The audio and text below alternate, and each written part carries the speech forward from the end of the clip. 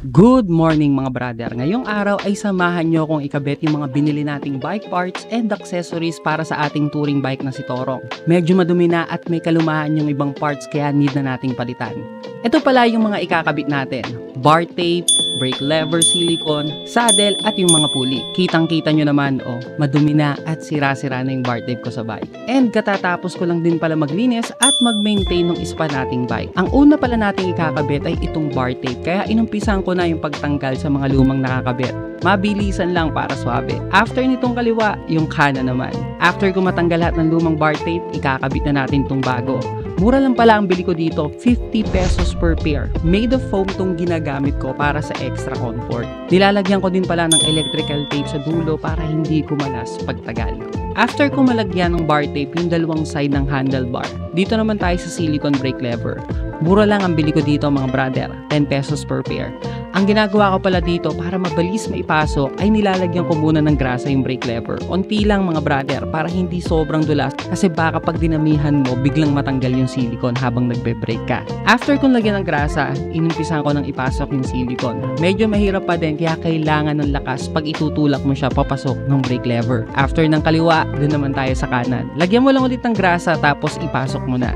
Huwag mo rin kalimutang itest para sure na sakto yung kapit ng silicone. After mo matest, goods na yan. Ang susunod naman natin ay itong saddle. InSpeed nga pala ang tatak nito at 200 pesos ko lang nabili. Pinakamura na yan sa market.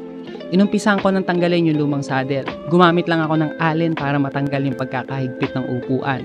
Then after mong maluwagan yan, pwede nang tanggalin yung saddle, then ikabit na natin yung bago. Pihit-pihit lang hanggang humigpit, tas make sure na tama yung taas or angulo ng saddle. After ng saddle, dito na tayo sa pinaka-favorite ko, yung pulley. Dalawa pala yung ikakabit nating pulley, isang 11 teeth at isang 15 teeth. Mura lang ang bili ko dito sa dalawa, 75 pesos dun sa 11 teeth at 125 naman dun sa 15 teeth. Andiyan ko na talaga napansin na kinakalawang na yung RD ko dito kay Toro.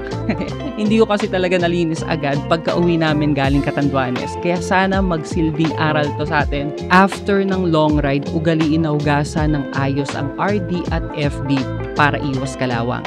Tinanggal ko na muna yung kadena para mas mabilis tanggalin yung mga stock pulley ng RD natin. After nun, binaklas ko yung RD at kinabit yung mga bagong pulley. Tinest ko na rin kung gaano ka-smooth yung bago nating pulley. O diba? Super solid. Ito pala talaga yung pinaka nagustuhan kong pinalitan ko sa drivetrain. For me lang naman kasi mga brother, ramdam ko yung sobrang smooth padyake nung pinalitan ko yung isang bike natin. Kaya pinalitan ko na rin itong kay Toro.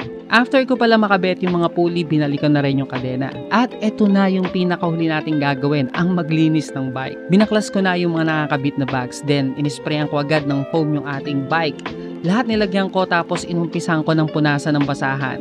Nagumpisa ako sa frame, then sa may chainstay, tapos sa fork. After ko mapunasan lahat, dito naman tayo sa kadena. Gumamit ako ng degreaser, tas nilagyan ko yung kadena at cogs.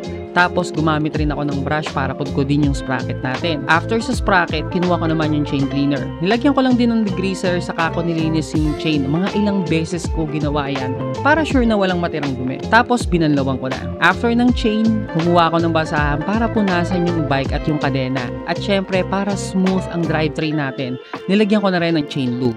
Kinuha ko ulit yung basahan para tanggalin yung mga sobrang lube. At bago ko tapusin tong video na to, sound check muna tayo.